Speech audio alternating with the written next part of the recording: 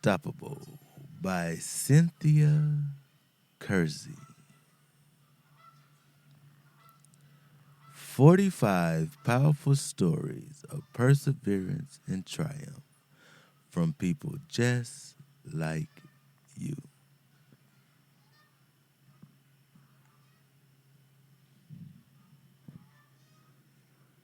Unstoppable.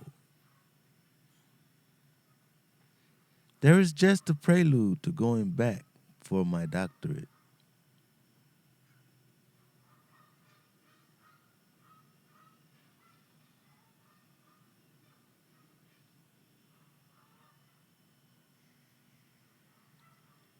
Unstoppable.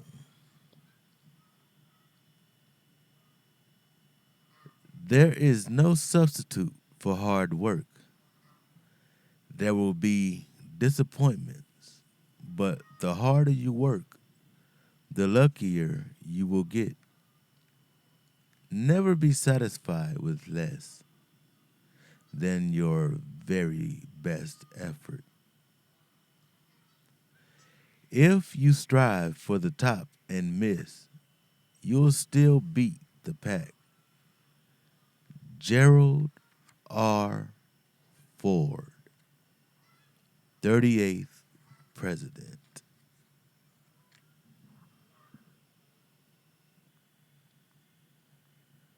Unstoppable.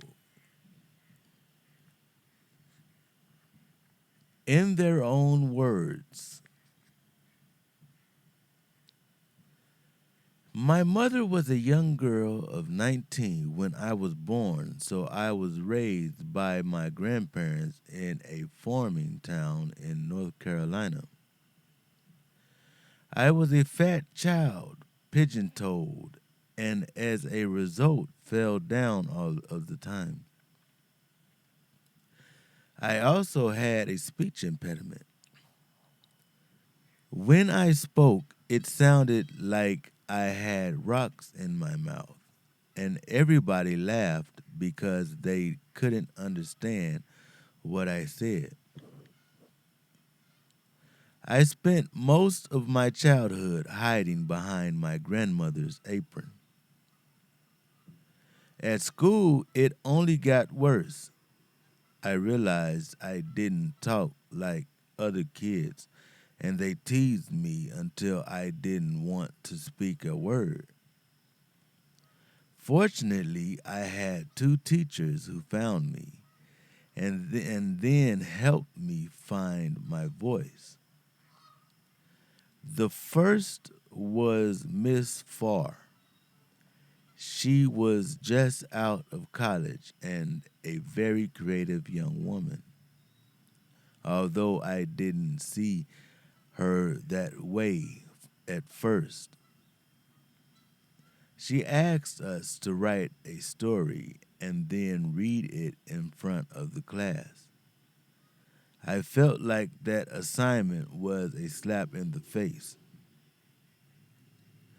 I had been laughed at and picked at constantly, and I didn't think I could take any more embarrassment, especially the children mocking me as I read my story in front of the entire class.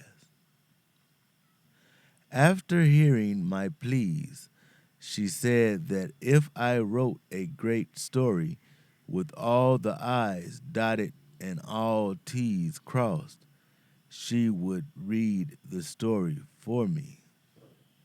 So I did. It worked so well, I started writing lots of stories and poems. I figured if I could impress the teachers by being creative and do a little extra, they wouldn't notice my speech impediment. Soon my fellow students started coming to me to ask what they could write about. That lifted my self esteem because they stopped laughing when they had to ask me a question. But my life really changed when I was 14. My baby brother handed me a glass bottle one day and incidentally smacked me in the face. My mouth swelled up and my teeth got loose in the gums. 3 or 4 weeks later, they turned black, and my mom took me to the dentist. He examined my mouth and discovered something was not right. I had 2 sets of impacted teeth in my mouth. He told me that's why I had trouble talking. He also told me it could be fixed. He pulled all the teeth from my upper jaw and fitted me for false teeth, but the roof of my mouth was disfigured and scarred, and I still had trouble speaking when I started high school that fall. In my English class, the teacher called on me to read, and when she heard me struggling, she asked if I would come to see her after school. Her name was Abner Agri Lancaster. I told her about my false teeth and that I didn't want anyone else to find out. She suggested I come to her class every afternoon to do a little work. It turned out to be a lot of work, every afternoon for 4 years. She made me memorize and recite poems and Shakespeare soliloquies. She made me work on every word. I learned not only how to speak, but how to stand, how to breathe, and how to speak from the diaphragm. Every day I walked to her classroom, I'd secretly hope she wouldn't be there. She always was. My senior year, I stood on a stage and recited a monologue called A Mother's Love for an oratorical contest. When I finished, the entire high school stood up and applauded. It made me grin inside because here I was winning first prize for the same thing people had been laughing at me for most of my life. Ironically, it was my most serious impediment, the inability to speak, that helped me develop my greatest gift. But I will never forget how much work was involved to reach this point and how long it took. I believe that all of us have the potential to rise above our weaknesses and even to use those weaknesses as foundations for our success.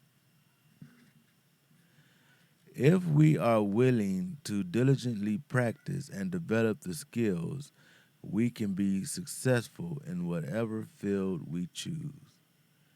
Jackie Torrance.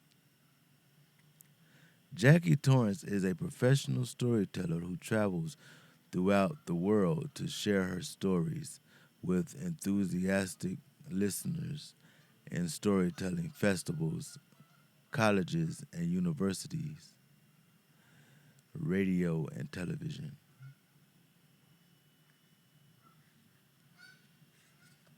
45 powerful stories of perseverance and triumph from people just like you.